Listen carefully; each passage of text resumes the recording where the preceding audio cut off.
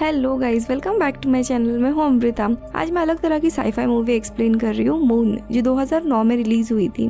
Movie में Sam Rockwell as astronaut है और केविन स्पेसी ने रोबोट को आवाज दी है और इन दोनों की परफॉर्मेंस के लिए इन्हें काफी प्रेजिंग मिली थी। अब बिना वक्त जाया किए कहानी की ओर बढ़ते हैं। कहानी फ्यूचर वक्त की है, जहाँ पे अर्थ पे काफी ज्यादा क्राइसिस आए थे क्योंकि ऑयल, नेचुरल रिसोर्सेज खत्म होने के कारण लोगों को खाना नहीं मिल रहा था। इस खतरे से इंसानों को बचाया स्पेस माइनिंग के थ्रू। लूनार इंडस्ट्री ने स्पेस माइनिंग से मून के सरफेस पे जो हीलियम 3 अवेलेबल है सोलर विंड के कारण, वो लोग उसे अर्थ पे लेके आते हैं और अभी अर्थ की 70% ऑफ एनर्जी रिक्वायरमेंट हीलियम 3 से पूरी हो पा रही है। मून पे पूरी फैसिलिटी ऑटोमेटिक है, बस एक इंसान की जरूरत है इस ऑपरेशंस के लिए। हीलियम 3 की माइनिंग बड़े बड़े हार्वेस्टर नाम की जो मशीन्स है, रोवर, वो करते हैं और उसके बाद हीलियम 3 को प्रोसेस करके एक बड़े से कंटेनर में लॉन्च किया जाता है अर्थ पे। मून पे सारंग स्टेशन है जिसमें हम एस्ट्रोनॉट सैम बेल को देखते हैं। हर एक एस्ट्रोनॉट का यहाँ पे 3 साल का कॉन्ट्रैक्ट रहता है, यहाँ पे उनको अकेले रहना रहता है और उसके बाद ये लोग अर्थ पे वापस जाते हैं। अब सैम का कॉन्ट्रैक्ट खत्म होने के लिए सिर्फ 2 वीक बचे थे।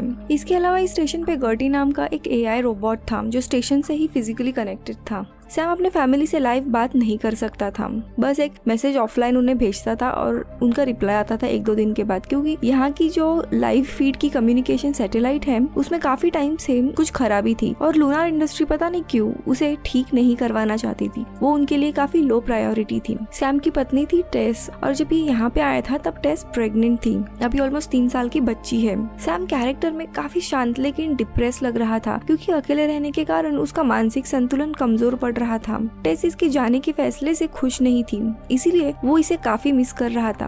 अब कुछ दिनों के बाद इसका मानसिक संतुलन बिगड़ने के कारण वो एक लड़की को हैलुसिनेट करने लगता है इसके स्टेशन पे और एक दिन ऐसे ही अपना हाथ जला लेता है। अगले दिन तो जब वो अपना रोवर लेके मून के साइड पे जाता है तब एक हार्वेस्टर के पास था और वो लड़की वापस उसे दिखने लगती है। अब उस लड़की को देखने के चक्कर में ये सीधा अपना रोवर उस हार्वेस्टर से टकरा देता है और ये भी एयर कम होने के कारण उधर ही बाहर के एनवायरनमेंट में बेहोश पड़ जाता है। कुछ समय के बाद हम सैम को इन्फर्मरी में देखते हैं जहाँ पे वो बेहोश पड़ा था। जब होश आता है तब उसे एक्सीडेंट के बारे में कुछ भी याद नहीं था, पूरी मेमोरी मानो वाइप आउट हो गई है।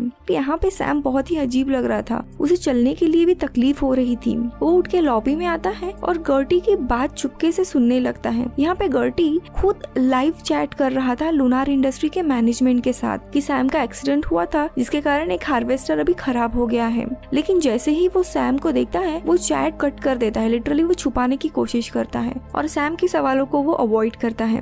लेकिन सैम को उसके ऊपर शक रहता है कि ये क्या बात छुपा रहा है और उसने एक्सीडेंट की बात सुनी थी, इसीलिए वो अगले दिन ठीक रहता है फिजिकली, तब खुद बाहर जाता है। वो एक्सीडेंट की साइड पे पहुंचता है जहाँ पे हार्वेस्टर और उसका रोवर क्रैश पड़ा हुआ था। जब दोस्तों रोवर खोल के देखता है तब हमें पता लगता है कि वहाँ पे और एक सैम है, यानी जिसका एक्सीडेंट हुआ था वो सैम बेचारा अभी भी उस रोवर में ही पड़ा था और हम ये उसके हाथ के बैंडेज से देख सकते हैं क्योंकि उसने अपना हाथ जला लिया था। इसे हम सैम 1 बुलाएंगे। और एक्सीडेंट के बाद जो इन्फर्मरी में उठता है वो दरअसल सैम 2 था, यानी यहाँ पे अभी 2 सैम थे। ये देख के नया वाला सैम उस पुराने वाले सैम को स्टेशन पे लेके आता है उसी बेहोशी की हालत में। सैम 1 को होश आता है और वो देख के काफी सरप्राइज हो जाते हैं दोनों भी कि एग्जैक्टली क्लोन कैसे हो सकता है।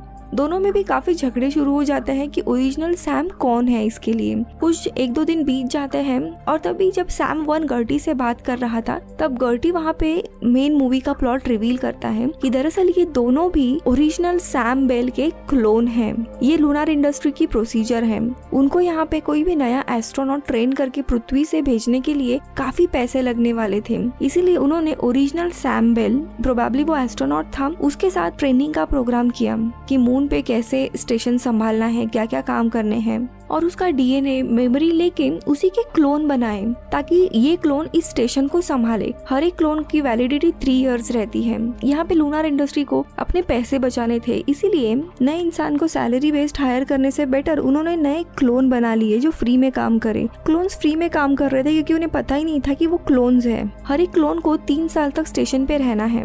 जब क्लोन उठता है तब उनको बताया जाता है कि वो अभी अभी अर्थ से आए आए हैं और वाइल लैंडिंग उनका एक्सीडेंट हुआ था, इसीलिए वो इन्फर्मरी में उठते हैं। लेकिन असलियत में गर्टी ने उस क्लोन को जगाया होता है। यहाँ पे टेस या उसकी छोटी जो बच्ची दिखाई गई है, उनकी भी सारी मेमोरी इम्प्लांट की गई थी।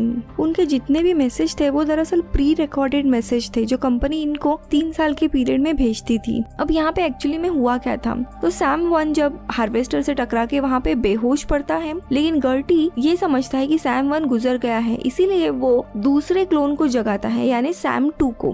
लेकिन जब गर्टी मैनेजमेंट के साथ बात कर रहा था तब सैम 2 उसकी बातें सुनता है और अगले दिन उस एक्सीडेंट के साइट पे जाता है और उसे वहाँ पे सैम 1 मिलता है। यानी दोस्तों यहाँ पे इस कंपनी ने अपने पैसे बचाने के लिए एक अनएथिकल गैर कानूनी काम किया रहता है, एक इंसानों के क्लोन बना के यहाँ पे यूज करने के लिए। भले ही वो क्लोन है लेकिन वो रहते तो इंसान ही है, उनकी फीलिंग्स और उनकी मेमोरी उतनी ही सच होती है जितनी ओरिजिनल सैम बेल की थी। दोनों भी अपने झगड़े मिटाते हैं और इस कंपनी के और भी सीक्रेट देखने लगते हैं कि गर्टी कैसे लाइव फीड यूज कर सकता है और ये दोनों नहीं। उन्हें पता चल जाता है कि शायद यहाँ पे जैमर लगाया हुआ है ताकि इन लोगों की फीड ये लोग लाइव सेंड ना करें, इसीलिए दोनों भी मून के दूसरे साइड पे जाने के लिए निकलते हैं। यहाँ पे इनका जो स्टेशन था दरअसल ये मून के फार साइड पे था, यानी जो अर्थ के साइड से दिखता नहीं है वो साइड। तो ये लोग इस साइड आ जाते हैं और उन्हें वहाँ पे 2 सैटेलाइट जैमर दिखते हैं ताकि इनकी फीड पृथ्वी पे ना जा सके और अर्थ पे वो किसी के साथ यानी टेस या उसके बच्चे के साथ लाइव बात ना कर सके। और तभी हम देखते हैं सैम 1 की हालत बहुत ही ज्यादा खराब होने लगती है, उसे खून की वोमिटिंग होने लगती है। वो इमीडिएटली वापस साइड पे आता है, आके पुराने लोगों की लॉग्स चेक करता है और उसे दिखता है कि सारे के सारे जो पहले के लोग थे वो भी इसी की तरह दिख रहे थे और उनकी हालत भी इसी की तरह खराब हो रही थी।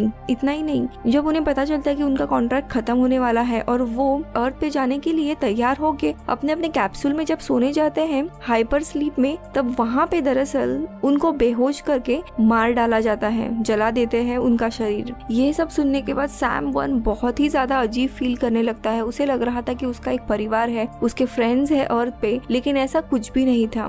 दोस्तों रियल में सोचो कि जिस परिवार को आप मिस कर रहे हो, जिस फ्रेंड्स की आपको याद आ रही है, उनसे प्यार करते हो और 1 मिनट में ही पता चल जाए कि उनके लिए आप कुछ भी नहीं हो, क्योंकि ओरिजिनल वहाँ पे कोई और है और वो परिवार आपको जानता भी नहीं है। अजीब फील कर रहा था सैम 1। उसके साथ साथ उसकी हालत तो खराब हो रही थी और उसे वो सीक्रेट रूम मिलता है। उस सीक्रेट रूम के नीचे दोस्तों एक अंडरग्राउंड बेसमेंट था और वहाँ पे काफी सारे सैम्स के क्लोन्स थे, यानी ये क्लोन्स कंपनी ने रखे हुए थे आगे आने वाले पीरियड के लिए। सैम 1 अपने फैमिली को बहुत ही ज्यादा मिस कर रहा था, इसीलिए वो एक डिवाइस लेके जैमर के यहाँ पे जाता है और सिग्नल अनब्लॉक करके वो अर्थ पे टेस यानी उसकी पत्नी को कांटेक्ट करने की कोशिश करता है। लेकिन उसका कॉल उठाती है ईव, यानी उनकी बेटी जो 15 साल की हो गई थी। जब वो इसे टेस के बारे में पूछता है तो वो बताता है कि टेस कुछ साल पहले ही गुजर गई है। ईव को कुछ सही नहीं लगता, इसीलिए वो अपने पापा यानी ओरिजिनल सैम को यहाँ पे बुलाती है कि कोई आदमी टेस के बारे में पूछ रहा है और हम ओरिजिनल सैम की आवाज सुनते हैं। ये सुनने के बाद अचानक से ये कॉल कट कर देता है और वो वापस स्टेशन पे आता है और सारी सच्चाई सैम 2 को बताता है। उसे एक और बात पता चलती है कि हार्वेस्टर को रिपेयर करने के लिए अब रेस्क्यू टीम आने वाली है जो ऑलरेडी निकल गई है और 1.5 दिन में यहाँ पे पहुँच जाएगी। उन्हें अगर यहाँ पे 2-2 सैम दिखाई दिए तो वे लोग दोनों को भी मार डालेंगे। इसीलिए सैम 2 एक प्लान बनाता है और गर्टी यानी उस AI रोबोट को वो कन्विंस करता है कि एक और क्लोन को उठाने के लिए, ताकि जो रोवर वहाँ पे क्रैश हुआ है हार्वेस्टर के यहाँ पे, वहाँ पे एक सैम की लाश मिले। और सेकंड प्लान ये रहता है कि सैम 1 ऑलरेडी अपने फैमिली को बहुत ही ज्यादा मिस कर रहा था। 3 साल यहाँ पे वो रुका था बस एक ही आशा में कि वो एक दिन अपने फैमिली के पास लौटेगा। तो सैम 2 डिसाइड करता है सैम 1 को हेलियम 3 का जो कंटेनर है जो अर्थ पे ये लोग लैंड कराते हैं, उस कंटेनर में एक इंसान आसानी से रह सकता है, तो उसी कंटेनर से सैम 1 को अर्थ पे भेजेंगे ताकि वो ईव यानी उसकी बेटी से मिल सके। लेकिन सैम 1 मना कर देता है क्योंकि उसे पता था उसकी हालत बहुत ही खराब है और वो जल्द ही गुजरने वाला है। इनफैक्ट वो सजेस्ट करता है कि सिंस वो अभी गुजरने ही वाला है तो उसे ही क्रैश साइट पे वहाँ पे रखा जाए और वो वहीं पे गुजर जाए और सैम 2 खुद अर्थ पे जाके इनकी जो इलीगल क्लोन यहाँ पे लोगों के बना रहे हैं ये चीज को वो रिवील करे। दोस्तों यहाँ पे जो गर्टी AI रहता है आइडियली वो इन दोनों को रोकना चाहिए था कि तुम ऐसा नहीं कर सकते, लेकिन फिर भी वो इन दोनों की मदद करता है। अब वो मदद क्यों करता है ये हमें आगे पता चलेगा। इनफैक्ट वो खुद सैम 2 को सजेस्ट करता है कि जब से तुम उठे हो तुमने सैम 1 को लाया है, ये सारी चीजें मेरे मेमोरी में लॉक्ड हुई है। अगर रेस्क्यू टीम आती है और अगर वो मेरा मेमोरी का डेटा पढ़ेगी तो उन्हें पता चल जाएगा कि तुम पृथ्वी पे जा रहे रहे हो, इससे बेटर तुम मेरा डेटा डिलीट करो। यहाँ पे को सैम 2 भी हैरान होता है कि ये मदद क्यों कर रहा है, लेकिन फिर वो उसी के कहने पे गर्टी की लास्ट की जो भी मेमोरीज रहती है उन्हें डिलीट करता है और सिस्टम उसका रिस्टार्ट करता है ताकि उसे कुछ भी याद ना रहे। रिबूट के लिए काफी टाइम था, तब तक सैम 2 सैम 1 को लेता है और उसी क्रैश साइट पे जहाँ पे वो रोवर क्रैश हुआ था वहाँ पे जाके उसे रखता है। सैम 1 ऑलमोस्ट बेहोशी की हालत में था। उसके बाद जो जैमिंग एंटीना थी जो सिग्नल इनका ब्लॉक कर रही थी लाइव फीड, उसे भी वो तोड़ देता है ताकि इनके सिग्नल जो है वो लाइव फीड ब्लॉक ना हो सके।